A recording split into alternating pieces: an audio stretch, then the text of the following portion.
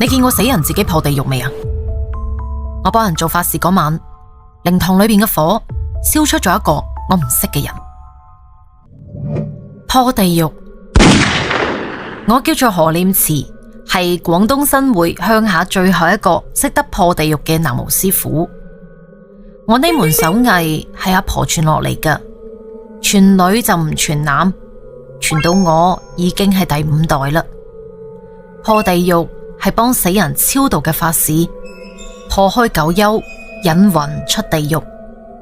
但係祖師爺呢，留低咗一條死規矩，破地獄嘅人唔可以回頭，法事做完就要直接行出靈堂。幾多人嗌你，幾多聲嗌你，都唔准擰轉個頭。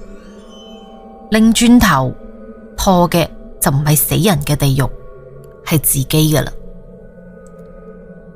阿婆係新會最有名嘅南無師傅，方圓百里死咗人都揾佢破地獄。佢死前嗰晚，將我嗰把桃木劍就攞咗出嚟，而喺把劍上邊刻咗3隻字：念慈用。你攞住啦。阿婆把聲好弱，好似用最後一啖氣講嘢咁啊！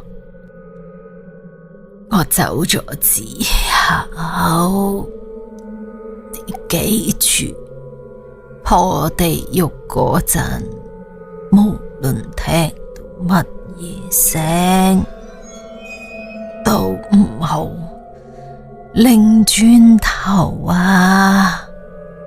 我問佢點解，佢冇答，淨係望住我後邊，眼神好驚好驚，然後講咗一句我聽唔明嘅說話。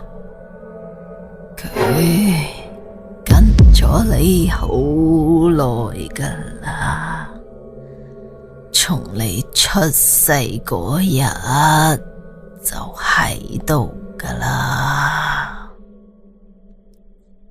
阿婆第2日就走咗啦。佢死咗之後，我接咗班，邊個屋企人死咗要破地獄都嚟揾我。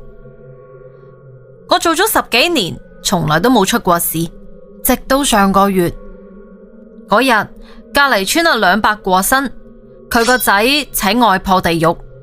我着好法袍，拎起桃木劍，喺靈堂中間點起咗7星火，開始破地獄。破到第5層嘅時候，我突然之間就覺得好似有啲唔對路啦。